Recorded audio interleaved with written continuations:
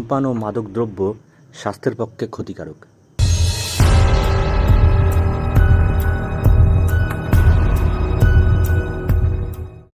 গল্পের নাম ছায়ার খেলা, একটি আদি ভৌতিক রহস্য কাহিনী, যেখানে ভূতের অস্তিত্ব নেই, তবু ভয় আছে।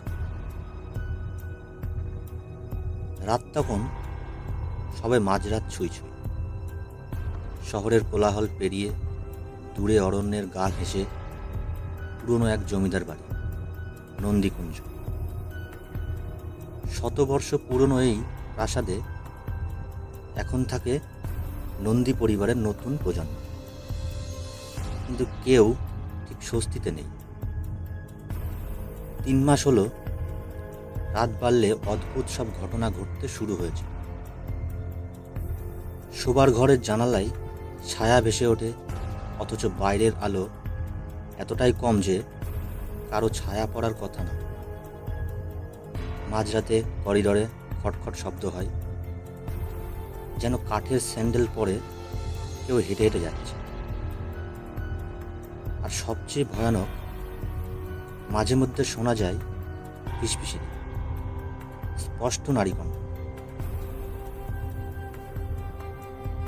বাড়ির সবাই আতঙ্কিত, কিন্তু সবচেয়ে বেশি ভীত শ্রীমতী বনশ্রী নন্দী, বাড়ির প্রবীণতম সদস্য। তার মুখের কথা এই বাড়িতে যা চলছে তা মানুষ নয়। ভূতের অস্তিত্ব নেই, কিন্তু ভয় কিভাবে সত্যি হয় আজ জানবেন নন্দীকুঞ্জের গল্পে।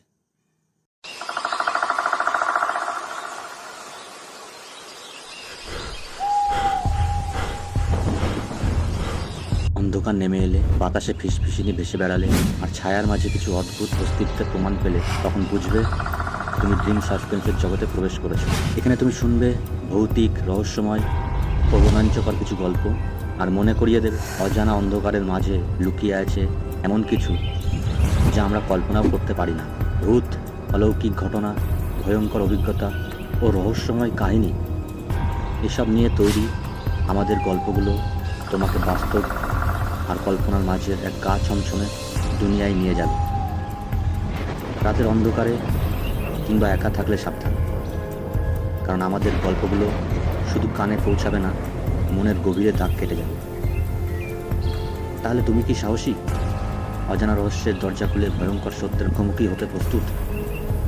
তাহলে এখনই সাবস্ক্রাইব করো ড্রিম সাসপেন্স, যেখানে প্রত্যেক গল্প এক নতুন দুঃস্বপ্ন।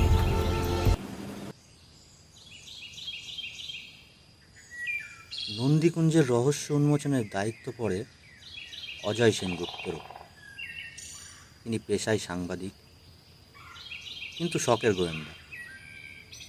মানুষের ভয়ের পেছনে বাস্তব কারণ খুঁজতে ভালোবাসেন। বনশ্রী দেবীর অনুরোধে তিনি আসেন, আর প্রথম রাতেই ঘটে যায় এক অদ্ভুত ঘটনা। রাত 1টা নাগাদ করিডোরের শব্দ শুনে তিনি বেরিয়ে আসেন।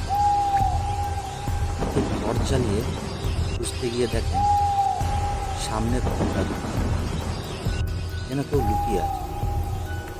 তিনি ধীরে ধীরে এগিয়ে যান, এবং ঠিক তখনই একটি ছায়া পাশ কাটিয়ে বেরিয়ে পড়ে। হাত ঠান্ডা হয়ে আসে। তিনি নিশ্চিত কেউ যেন ঠিক তার পাশ দিয়ে চলে যায়। কিন্তু আলো ফেলতেই দেখেন করিডোর সম্পূর্ণ ফাঁকা। পরদিন সকালবেলা তিনি খোঁজ নিতে শুরু করেন। জানতে পারেন বছর 15 আগে এই বাড়ির এক দাসী শ্যামলী এক রাতে আচমকা নিখোঁজ হয়ে যায়। কেউ তাকে আর কখনো দেখেনি। গুজব সে এই বাড়িতেই মরেছিল, কিন্তু লাশ পাওয়া যায়নি। বিকেলে বাড়ির পুরনো চাকর গোপাল কাকুর কাছে শুনলেন ভয়ানক তথ্য।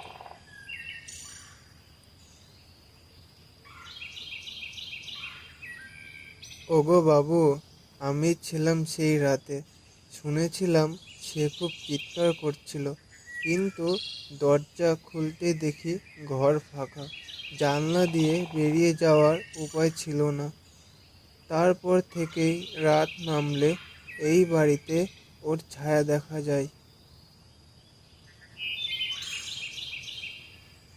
অজয়ের মনে প্রশ্ন জাগে, এ কি সত্যিই অতৃপ্ত আত্মা, নাকি কারো সুপরিকল্পিত ষড়যন্ত্র?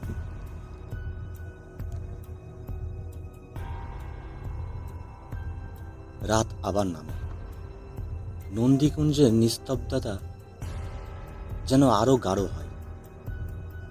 অজয় এবার সত্যি জানার জন্য তৈরি, কিন্তু হঠাৎ করেই তার ঘরের দরজায় ঠক ঠক শব্দ হয়।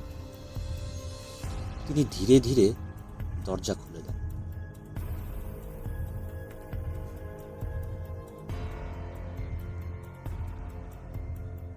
কিন্তু বাইরে কেউ নেই।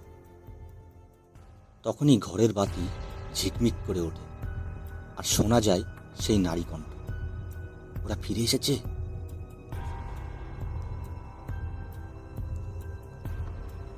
ওরা ফিরে এসেছে। প্রথম পর্ব শেষ। পরের পর্বে এই ভয়ানক ঘটনার আসল সত্য কি, ভূত নাকি অন্য কিছু? ভয়ের পেছনের সত্য জানতে অবশ্যই দেখবেন আমাদের পরবর্তী পর্ব। সাবস্ক্রাইব করুন ড্রিম সাসপেন্স।